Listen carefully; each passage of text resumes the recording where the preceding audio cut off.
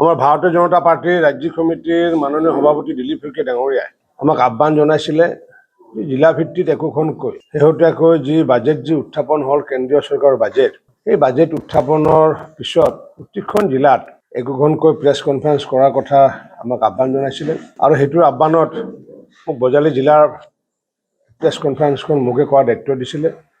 গতিকে আজি সেইকাৰণে আপোনালোকক আমি নিমন্ত্ৰণ জনাইছোঁ আৰু আজি মোৰ লগত জিলা সভাপতি ভকত কলিতা ডাঙৰীয়া আছে, আমাৰ বজালী সমষ্টিৰ তত্ত্বাৱধায়ক বজ্ৰকুমাৰ দাস ডাঙৰীয়াও আমাৰ মাজত আছে। গতিকে মই সকলো সাংবাদিক বন্ধুসকলক মই আজি এই সংবাদমেলত অহাৰ বাবে সকলোকে আন্তৰিক ধন্যবাদ জনাইছোঁ। মই এতিয়া আৰম্ভ কৰিবলৈ গৈছোঁ। আমাৰ যি 2026-27 চনৰ যিখন কেন্দ্ৰীয় চৰকাৰৰ বাজেট যি উত্থাপন কৰা হ'ল আৰু এই বাজেট মাননীয় প্ৰধানমন্ত্ৰী নৰেন্দ্ৰ মোদী ডাঙৰীয়াৰ মাৰ্গদৰ্শনত আমাৰ দেশৰ বিত্তমন্ত্ৰী নিৰ্মলা সীতাৰমণ ডাঙৰীয়ানীয়ে যি এক সুন্দৰ ঐতিহাসিক আৰু অভিলাষী বাজেট এখন উত্থাপন কৰি আগন্তুক দিনত ভাৰতখনক কেনেকুৱাকৈ আত্মনিৰ্ভৰ কৰিব পৰা যায় তাৰ কাৰণে বিহিত ব্যৱস্থা এই বাজেটত ৰাখিছে। আৰু যিহেতু আমি জানো যে ভাৰতবৰ্ষক যদি আমি অৰ্থনৈতিকভাৱে যদি সবল কৰিব নোৱাৰোঁ, তেতিয়াহ'লে আমাৰ যি সপোন আছে মাননীয় দেশৰ প্ৰধানমন্ত্ৰী নৰেন্দ্ৰ মোদী ডাঙৰীয়াকে আদি কৰি ভাৰতবৰ্ষৰ 100 কোটি জনতাৰ যি সপোন যে আগন্তুক দিনত ভাৰতবৰ্ষখনে যাতে বিশ্বগুৰু হিচাপে যাতে প্ৰতিষ্ঠিত হ'ব পাৰে আৰু বিশ্বগুৰু হিচাপে প্ৰতিষ্ঠিত হ'ব লাগিলে সংস্কাৰমুখী বিভিন্ন সিদ্ধান্তকে আদি কৰি অৰ্থনৈতিক আৰু সামাজিক বিভিন্ন সিদ্ধান্ত ল'বলগীয়া হয় বা বিভিন্ন আঁচনি গ্ৰহণ কৰিবলগীয়া হয়। গতিকে মই ভাবোঁ যে যিহেতু ভাৰতবৰ্ষ এতিয়া যিহেতু বিশ্ব অৰ্থনৈতিক 5ম স্থানত আছে আৰু আগন্তুক দিনত যিহেতু আমি 3য় স্থানলৈ ধাৱমান হ'বলৈ গৈ আছোঁ আৰু 2045 চনত যিহেতু আমি ভাৰতবৰ্ষখন ছুপাৰ পাৱাৰ অৰ্থাৎ বিশ্বগুৰু হিচাপে প্ৰতিষ্ঠা আমি কৰিব লাগিব আৰু সেইটো কৰিব লাগিলে এতিয়াৰ পৰা যদি পৰিকল্পনা নকৰোঁ তেতিয়াহ'লে ভাৰতবৰ্ষখন আমি বিশ্বগুৰু হিচাপে প্ৰতিষ্ঠা কৰিব নোৱাৰিম। আৰু সেইকাৰণে মাননীয় প্ৰধানমন্ত্ৰী নৰেন্দ্ৰ মোদী ডাঙৰীয়াৰ মাৰ্গদৰ্শনত নিৰ্মলা সীতাৰমণ ডাঙৰীয়ানীয়ে যি মানে মেনুফেকচাৰিং হাব হিচাপে উৎপাদনশীলতা এখন মানে দেশ যাতে প্ৰডাক্টিভভাৱে যাতে থাকে, প্ৰডাক্টিভিটি থাকিলে তাত মেনুফেকচাৰিং ছিষ্টেম থাকিব লাগিব আৰু লগতে কম্পিটিটিভ মাইণ্ডটো থাকিব লাগিব যে আমি প্ৰডাক্ট ক্ৰিয়েট কৰিলে নহ'ব, সেই প্ৰডাক্ট যাতে সমগ্ৰ বিশ্বত যাতে সমাদৰ হয় এই বিষয়টো আমি লক্ষ্য ৰাখিব লাগিব। গতিকে প্ৰডাক্ট ক্ৰিয়েট কৰি পেলাই অধিক প্ৰডাক্ট ক্ৰিয়েট কৰি পেলাই বিক্ৰী নোযোৱা সামগ্ৰী বনোৱাতকৈ কোৱালিটি প্ৰডাক্ট কৰি পেলাই যাতে ষ্টেণ্ডাৰ্ড প্ৰডাক্ট আৰু যি প্ৰডাক্টে কম্পিটিশ্যন কৰিব পাৰে বিদেশৰ লগত তেনেকুৱা দিশলৈ ভাৰতবৰ্ষই ধাৱমান কৰাৰ কাৰণে ইতিমধ্যে পৰিকল্পনা কৰি এই বাজেটখন প্ৰস্তুত কৰা হৈছে। আৰু সেইকাৰণে মই ভাবোঁ যে এই বাজেটখন অৰ্থনৈতিক দিশৰ পৰাই হওক বা অন্য দিশৰ পৰাই হওক খুবেই এখন সংবেদনশীল বাজেট, সৰ্বস্পৰ্শী আৰু সৰ্বব্যাপী আঁচনিৰে ইয়াক মানে আঁকোৱালি লোৱা হৈছে। আমি যদি উত্তৰ পূৰ্বাঞ্চলৰ ক্ষেত্ৰত যদি চাওঁ তেতিয়াহ'লে আমি ইয়াৰ বাজেটখনৰ বিষয়ে আমি ভালদৰে আমি জ্ঞাত হ'ম। উত্তৰ পূৰ্বাঞ্চলত যদি আমি চাওঁ যে আমাক কেনেকুৱাকৈ বৈষম্য কৰিছিলে পূৰ্বৰ চৰকাৰে, 2013-14 চনত যদি চাওঁ নৰ্থ ইষ্টৰ কাৰণে অকল বাজেটত টকা ধৰিছিলে 2122 কোটি টকা ধৰিছিলে কংগ্ৰেছৰ দিনত চৰকাৰত। আৰু যদি সেইটোৰ তুলনাত যদি 13-14 তুলনাত যদি আমি যদি এইবাৰ যদি চাওঁ তেতিয়াহ'লে আমাৰ 26-27 বৰ্ষত এইবাৰ আমাৰ 1,08,335 কোটি টকা উত্তৰ পূৰ্বাঞ্চলৰ কাৰণে বাজেটৰ বিভিন্ন শিতানত তাত সন্নিৱিষ্ট কৰা হৈছে। গতিকে যি সময়ত আজি এটা দশক আগতে 13-14 চনত যি সময়ত 2122 কোটি, তাৰ বিপৰীতে 14 চনত প্ৰধানমন্ত্ৰী নৰেন্দ্ৰ মোদী ডাঙৰীয়াৰ দায়িত্ব লোৱাৰ পিছত লাহে লাহে আহি আজি নৰ্থ ইষ্টৰ কাৰণে 1,08,000 কোটি টকা আবণ্টন কৰাটো নিশ্চিত ৰূপত সমগ্ৰ নৰ্থ ইষ্টৰ কাৰণে এটা উৎফুল্লিত খবৰ। আৰু মই ভাবোঁ যে আমাৰ পূৰ্বতে যি কংগ্ৰেছ চৰকাৰৰ যি লুক ইষ্ট পলিচি আছিলে, লুক-ইচ পলিচিৰ পৰা প্ৰধানমন্ত্ৰী ডাঙৰীয়াই কৈছে যে লুক-ইচ পলিচি ৰাখিলে নহ'ব, এক্ট-ইচ পলিচি ৰাখিব লাগিব। আৰু এক্ট-ইচ পলিচিৰ এইটো এটা প্ৰতিফলন দেখা পোৱা গৈছে, তাৰমানে কাম কৰিব লাগিব। অকল দৃষ্টি ৰাখিলে নহ'ব, উত্তৰ পূৰ্বাঞ্চলৰ উত্তৰ কাম কৰিব লাগিব। পূৰ্বতে দৃষ্টি ৰাখিছিলে বাবে 2122 কোটি টকা আছিলে, আৰু এইবাৰ উত্তৰ পূৰ্বাঞ্চলত কাম কৰাৰ কাৰণে 1,08,000 কোটি টকাৰ বাজেটত সন্নিৱিষ্ট কৰা হৈছে। এইটো যদি আমি চাওঁ যে আমি যদি 26-27 চনত যদি চাওঁ, তেতিয়াহ'লে আমাৰ এই 26-27 চনত ৰেলৱেৰ কাৰণে আমি 8,200 কোটি টকা আবণ্টন কৰিছে এই বাজেটত। আৰু এই বাজেটত এই যে আবণ্টন কৰিছে 8,200 কোটি টকা, ইয়াৰ বিপৰীতে যদি আমি 13-14 যদি চাওঁ, তেতিয়াহ'লে তেতিয়া আছিল মাত্ৰ 2,088 কোটি টকা। গতিকে 2,088 কোটিৰ পৰা আহি পেলাই জাম্প কৰি পেলাই আজি ৰেলৱে ছেক্টৰত আমি 8,200 কোটি টকা আজি আবণ্টন কৰাটো আমাৰ কাৰণে এটা উল্লেখযোগ্য এটা খবৰ।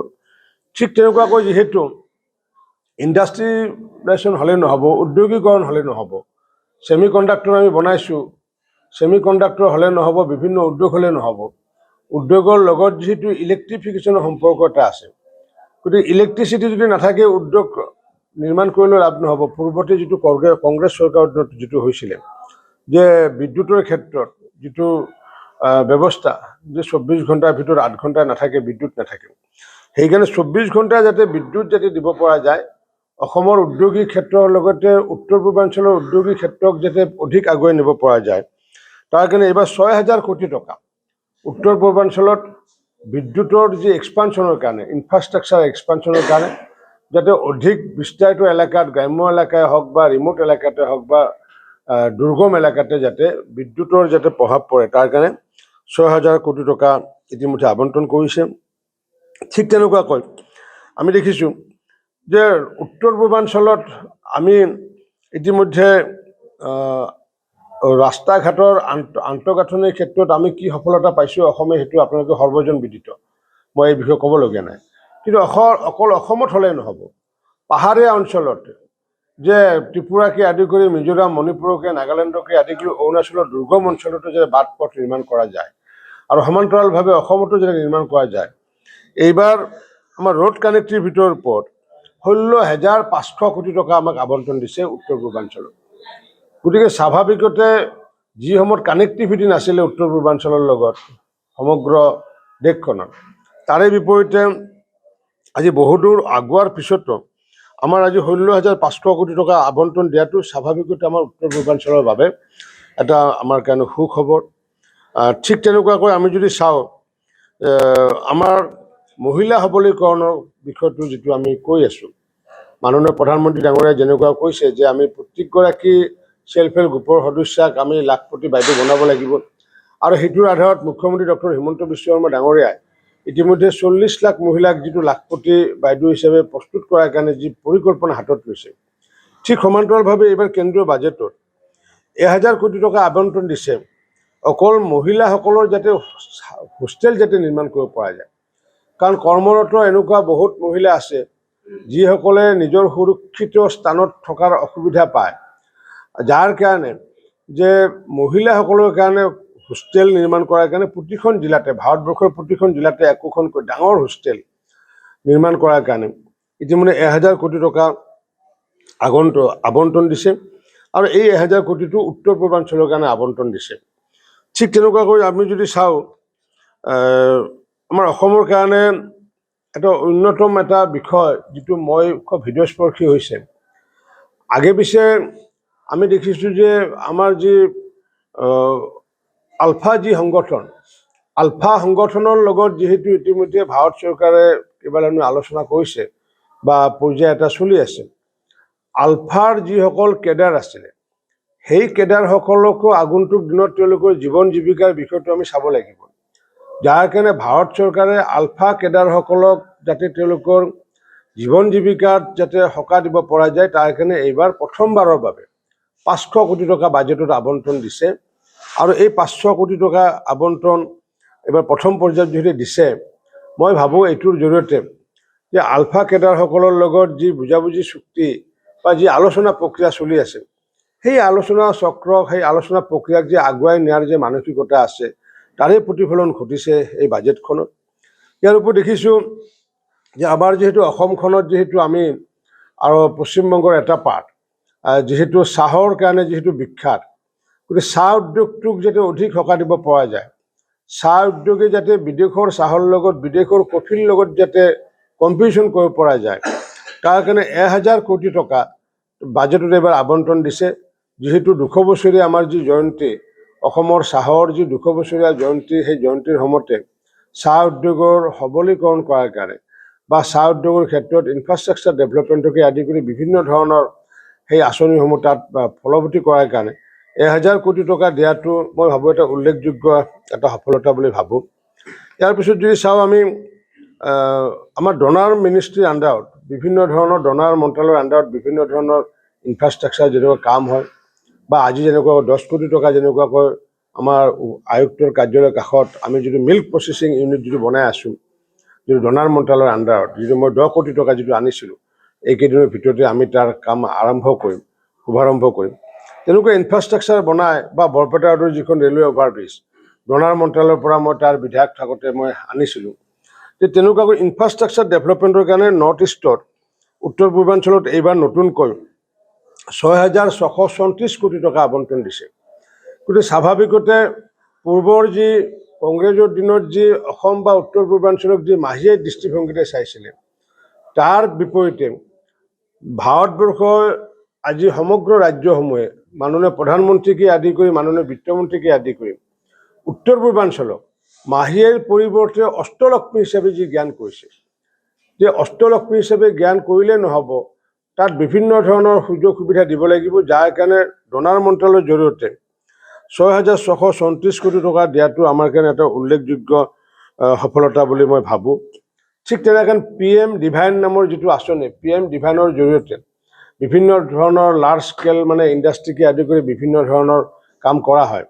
আৰু PM ডিভাইনত যোৱাবাৰ আমাৰ 2200 কোটি টকা ধৰিছিলে, যোৱাবাৰৰ যিখন বাজেট আছিলে 25-26ৰ বাজেট। এইবাৰ 10% এনহেঞ্চ কৰি পেলাই তাত PM ডিভাইনৰ জৰিয়তে 2306 কোটি টকা আবণ্টন কৰিছে। ইয়াৰ যদি এটা উদাহৰণ দিব যাওঁ, যেনে PM শ্ৰী যিসমূহ বিদ্যালয়, PM শ্ৰী বিদ্যালয়সমূহত ইতিমধ্যে বহু ঠাইত টকা আবণ্টন দিছে। ঠিক তেনেকৈ মেথছ এণ্ড ছায়েন্স লেবৰেটৰী নামত যিমান টকা আবণ্টন দিছে, সেইবোৰ সমুদায় স্কিমসমূহ হৈছে PM ডিভাইন স্কিম।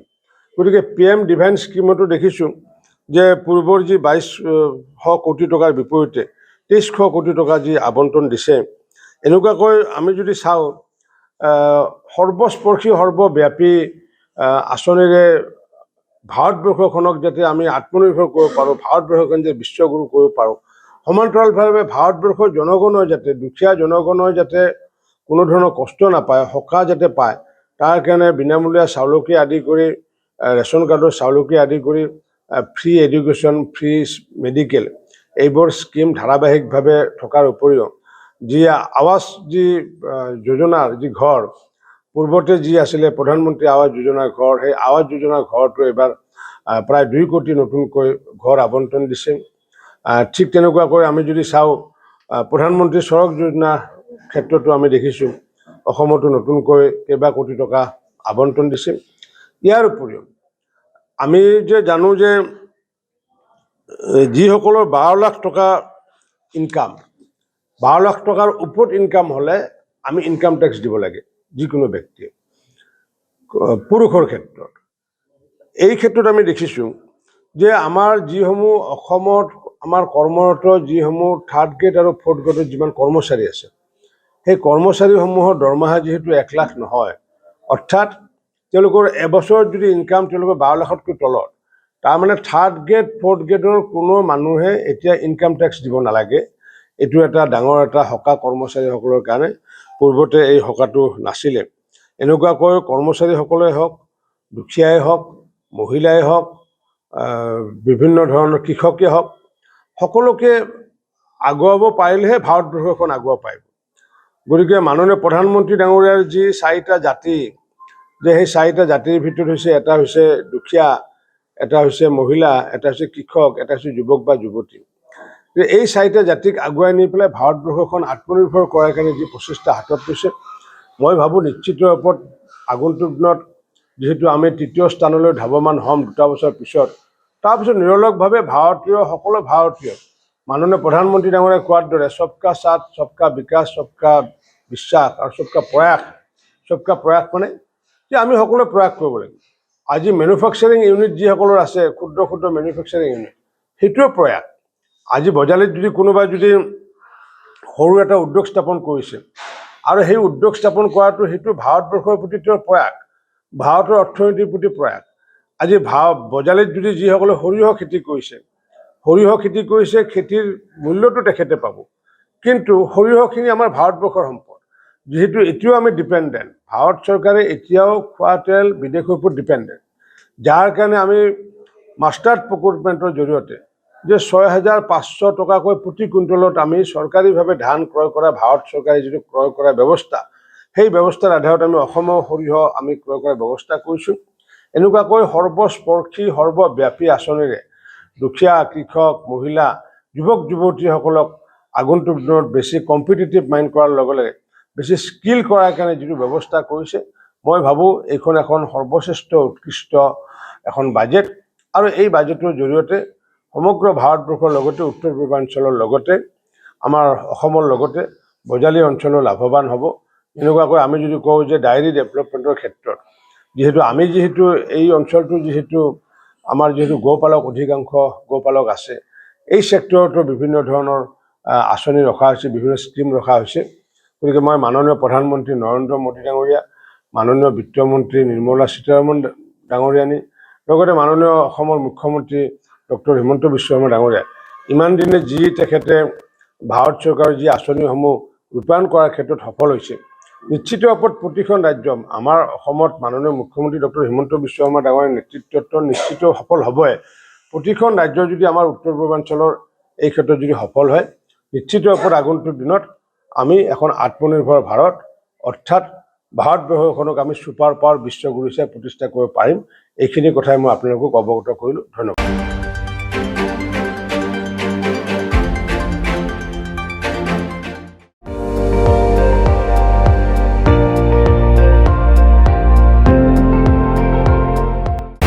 আপুনি চাই আছে ND24, সৰ্বশ্ৰেষ্ঠ নহয় সৰ্বোত্তমৰ দৌৰ।